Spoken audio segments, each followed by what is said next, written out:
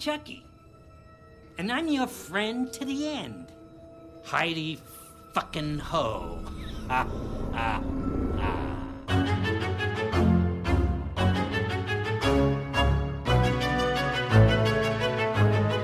And welcome back to Chucky Queers. It's our weekly coverage of Season 2 of Don Mancini's Chucky series. And I'm Joe.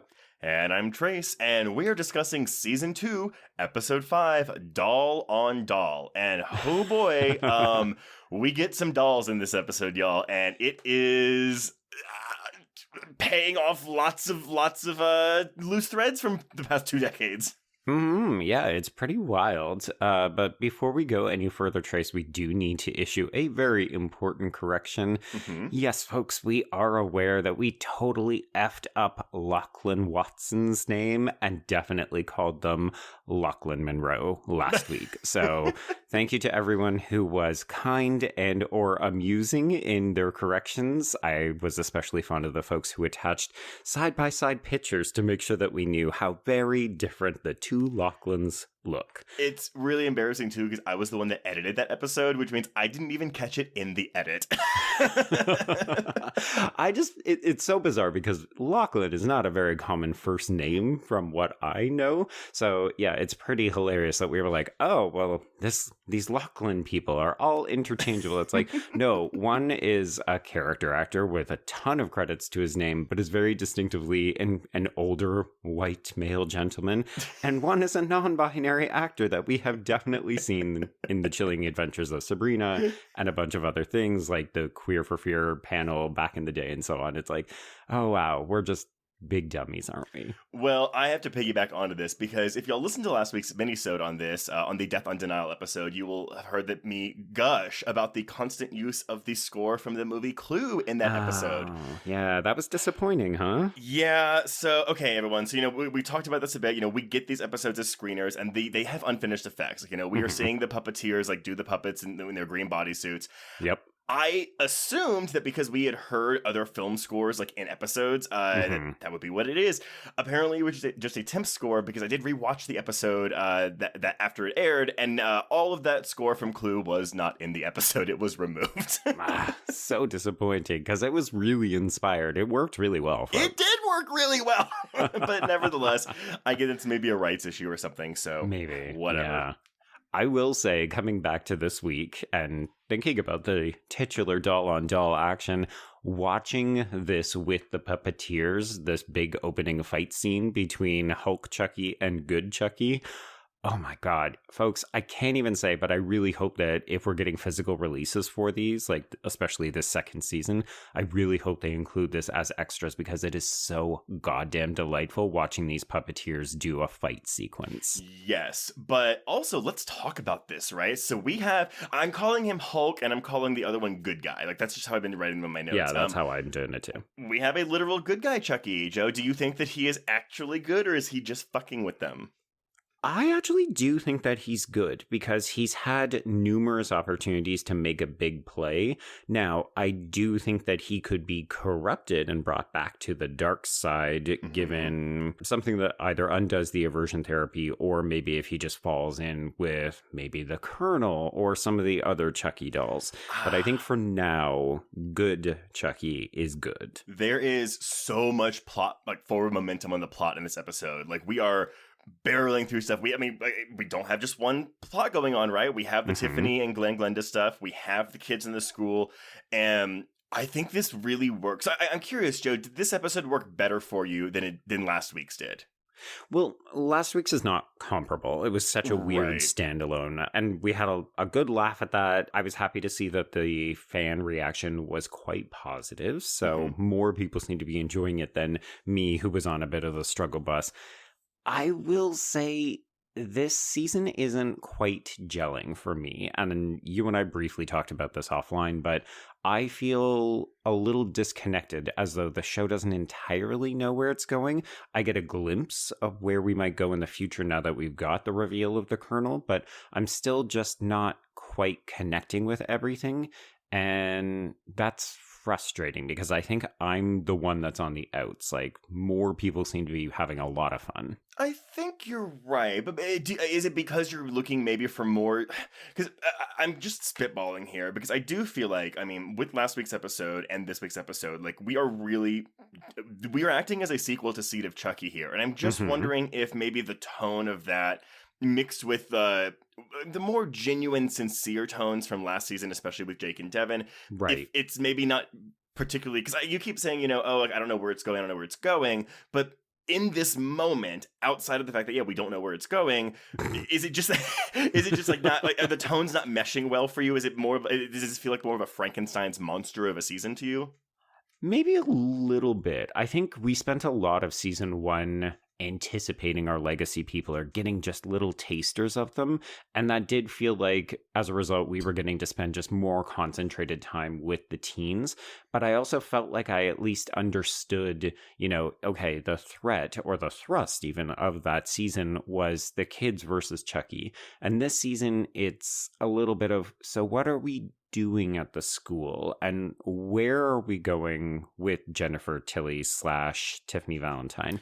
And we're starting to get there. Like, I recognize that this is just past the midway point of the season, so really, if we were going to start to shift and cement things, now is the time to do it, and I can sense that.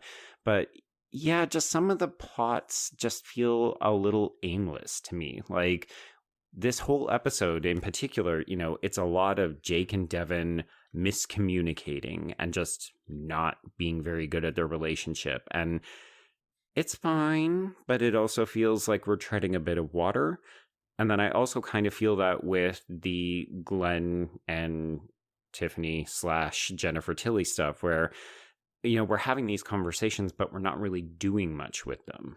Oh, okay. So let me give my side of things then. So, okay. Yes. How are you feeling about this? I'm excited to where we're going next, because the thing is this. So the kid's story seems to be more of an overarching, like, grand master plan type concept, right? Okay. We don't know what the Colonel's plan is, although he's torturing Andy as Andy was torturing a Chucky head.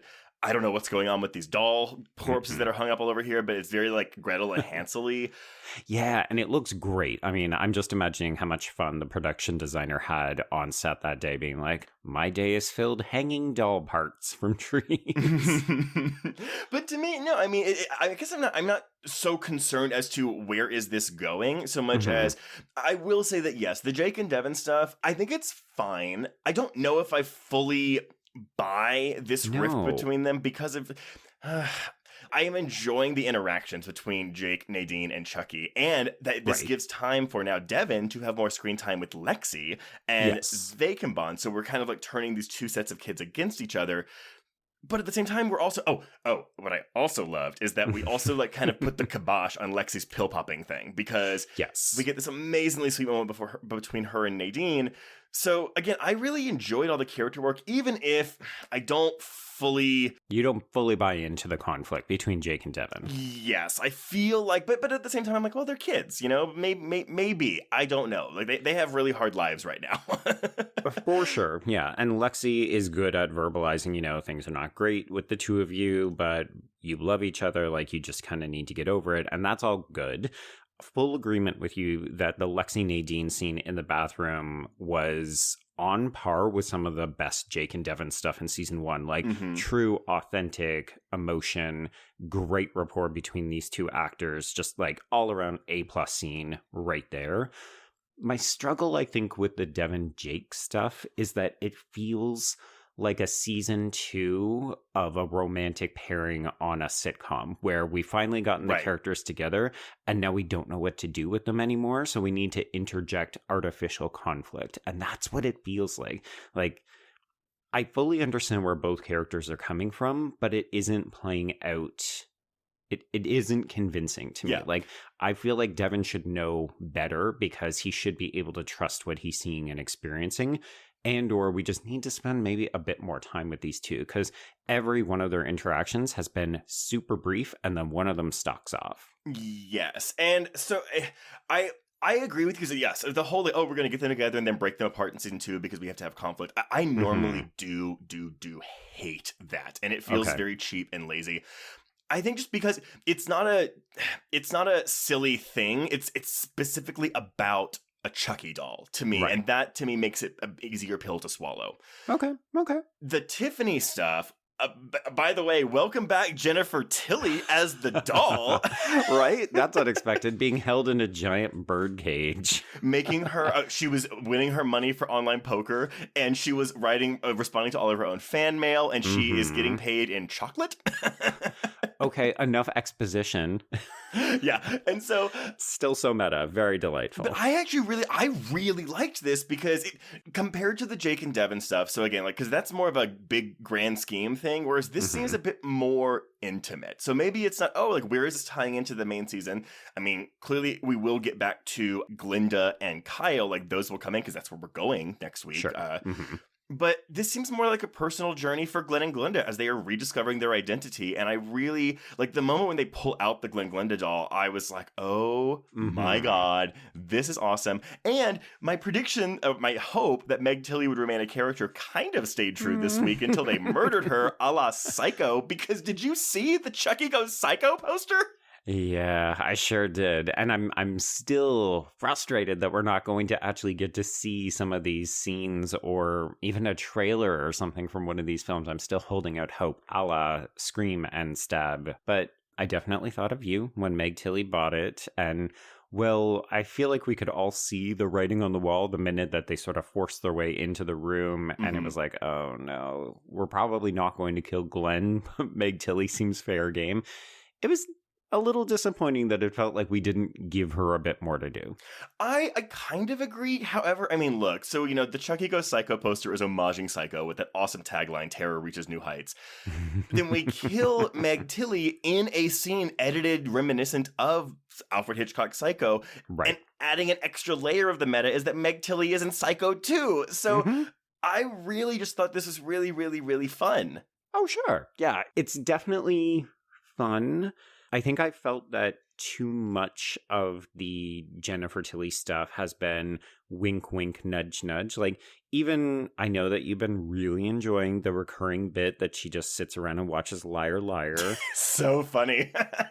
But part of me is like, okay, now it's 2 episodes in a row. Like, it was funny once, and now I feel like we're just kind of eating up some screen time. I know I sound super, super negative. It's not that I'm not enjoying any of this. It's just, I feel like the show could be doing a little bit more with its screen time, because these aren't even short episodes. Like, they're 47 minutes long, and yet I often feel that they're kind of lagging. Like, I think we could be, maybe I'm just too narrative focused. Well, and we also, by the way, though, it's not even 2 episodes in a row. It's the 3rd episode, not in a row, because she also did it in episode 2. Right. But I actually, because again, so I get what you're saying.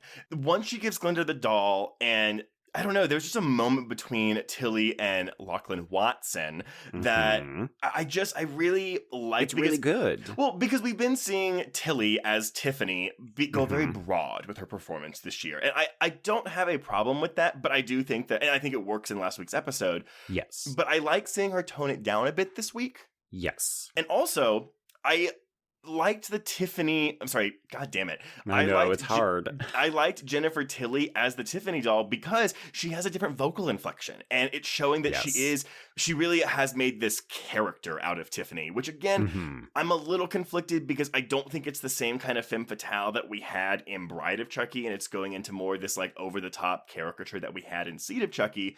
Yes. So I was actually I found it very refreshing that we get Jennifer Tilly playing Jennifer Tilly as like a not caricature. I'm in full agreement, and I think it bodes well for the future, because initially I thought, oh, we're setting fire to this mansion and we're burning the Jennifer Tilly doll alive. Like, it did not sit well for me. So I was really happy to see that she is in the back seat with the Glen doll at the end. Yes. Oh my God. So I almost freaked out. I was like, Joe, did you not watch it? No, I saw it. It's just, it's not clear initially. And I thought, if they did this just to burn Jennifer Tilly in a doll's body, I will be very mad at this show. I'm also happy that, because we haven't had Jennifer Tilly voicing a doll. Well, I guess we had it in like the coda in the season 1 finale when she, gets after Andy. But we haven't had that since Seed of Chucky. Now, Okay, so these are our two big things, right? And so we have Devin and Lexy are going to be trying to, get through to Jake and destroy this Chucky doll or whatever. We have Jennifer Tilly and we have Glenda going over to Kyle, but we also have the reveal of Sister Ruth, who thinks that Hulk Chucky is the reincarnated Jesus. Oh my god. I need more time with this character because this just makes her seem so stupid. But see, I think that's the commentary. Yeah, but we're definitely having to do some mental gymnastics about inferring her intentions. And again, this is a little bit frustrating to me because a lot of the scenes with the adults at the school felt too quick. So this idea that Father Bryce is just jumping to conclusions that Devin can't be saved and he automatically needs to be shipped off to a juvenile detention center. I was like, because you see a doll that's been stabbed into the wall, like, you barely had a conversation with him. And I feel like Sister Catherine is good for playing that role and being like, I'm going to devil's advocate this. You're acting not suitable for a person who's in charge of children. Like, we need to do better by these kids. But between Bryce and Ruth, these adults are acting bananas. I don't necessarily. So for me, the thing with the doll, because he crucifies the doll, so this to me is a blasphemous act, and that is compounding what he is doing. Now, granted, are we maybe escalating this a little bit more because Devin hasn't really done much to merit this reaction? Yeah. But I think, though, because we have Father Bryce has seen Jake and Devin kiss, I think this is compounding onto that. So I think he's really trying, because that's why he makes him read Leviticus with all the, the don't sleep with a man verses. So I think that the doll is more so just like the straw that broke the camel's back, but he's more upset and wanting to fix, quote unquote, his gayness. Interesting. If that's where we're headed, if we actually get some confirmation of that, then I think that a lot of this will play better for me in hindsight. It's just right now, it kind of feels like some shaky writing. I can see that. I mean, it's also a thing for me where it's, again, the show is so goofy that the shaky, those kind of leaps don't bother me in a way that, let's say, the ones in Halloween Ends does, Fair. Yeah. But I will say, though, that Ruth, worshipping this doll Chucky. I mean, this to me is just like, hey, religious people who are devoutly religious sometimes make really silly leaps in logic in the name of religion and faith. And that's how this plays for me. For sure. And to be clear, I'll acknowledge the fact that we've had some weird behavior from her before, because as we saw in the previously on, she did say, oh, Chucky's face looks like the face of the Lord. So it's not that this is coming out of nowhere. It's just even that was like, oh, she's a kook. And then here it's, oh, she's a full-on religious nut job. Yeah. Oh, the other thing that we predicted, and that was correct, is that this old lady psychiatrist is in on it. Yeah. I'm excited to see how this came about. If nothing else, I want to see some weird, campy flashbacks of how some of these people got roped into this, or even, show us what happened after Andy and the 72 Chuckys plunge over that Hamilton cliff with the giant cross. How did we get to this point?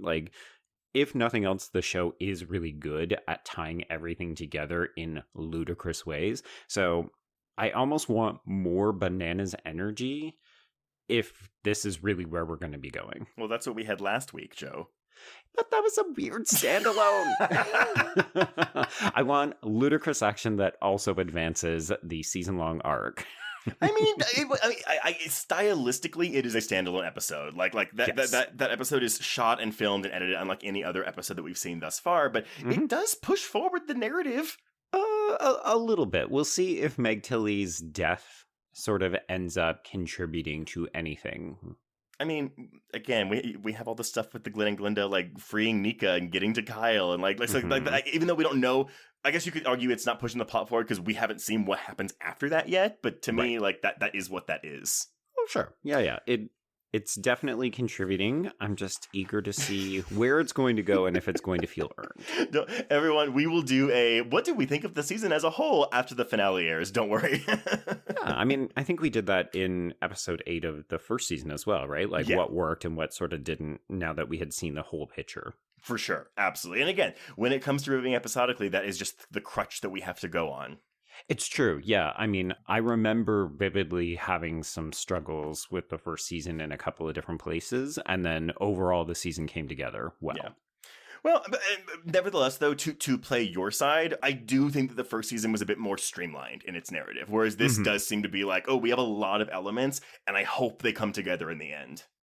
Yeah, especially, I mean, thinking ahead, now that we've got this Colonel reveal, and he was one of the Chuckys that was on the bus, right? So I'm excited to see where we go from here and how he's either the mastermind or how he is connected to the Doctor and so on. Yeah, I don't know what really is going to go. I keep thinking the Doctor is going to be a character we already know. Or, as I said in the first episode, a possessed Chucky. Still, both are possible. Yes. Now, with the Tiffany stuff, my hope is this. They're going to Glinda and Kyle, and Nika, clearly. I kind of hope what happens is that they all team up, and then we have to kind of wage this war against the army of Chuckys at the school. Right. I could see it because it definitely feels like we're playing on a bigger scope this season. So, I mean, I say that remembering that our season 1 finale did take place in a theater full of people where we burned a bunch of them and stabbed a bunch of others in the butts. So we could be building to a big school massacre kind of battle sequence. Yeah. Now, granted, the issue I have there is I don't know if Tiffany's going to like side with all of these people unless it's just in the name of, hey, fuck Chucky. Yep, which she has done in the past. I wouldn't be surprised if it's a fuck Chucky, and also I'm looking out for myself. And if they team up with the kids in the finale, you know how much I love villains and heroes having to team up to create a battle of common enemy. Oh, it's one of your favorites. Anyway, okay. Well, everyone, that is Doll on Doll. So please let us know what you thought. Are you siding more with Joe on this? Are you kind of like a little unsure about the direction the season's going, and like, you know, are we wasting screen time? Or are you just like, fuck it, it's fun, like me? You could also be somewhere in the middle. No, I don't think so. But until next week, everyone, we can cross out Doll on Doll. Indeed. And cross out Chucky queers.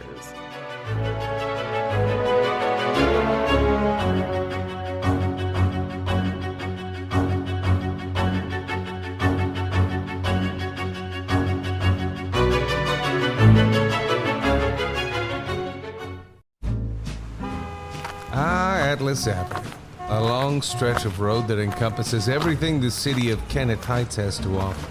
Neon lights, traffic, crime, the hustle and bustle of everyday life, and the craziest of characters. My office was above it all. My name is James Locke, and I'm a PI. Hello, Mr. J. How the hell you doing today? Good, Edith. Nearly every year I have a new case. New people to meet, new clues to discover, and new problems to solve. But I do it the old-fashioned way. No technology. Nothing post-1950. Hell, I don't even listen to podcasts, but you should. Atlas Avenue Beat is a spoof of the film noir genre with goofy characters, tons of wordplay, and non-stop raunchy humor. There's also 3 whole seasons out right now with more on the way. Just search for Atlas Avenue Beat wherever you listen to podcasts or visit us online at bloody.fm. It was late in the afternoon when the professor and I took our way towards the east, whence I knew Jonathan was coming. Jonathan Harker has asked me to note this, as he says he is hardly equal to the task, and he wants an exact record kept. Dear Madam Mina, I have read your husband's so wonderful diary. Strange and terrible as it is true. I will pledge my life on it. God preserve my sanity, for to this I am reduced. Safety and the assurance of safety are things of the past. I am in hopes that I shall see more of you at Castle Dracula.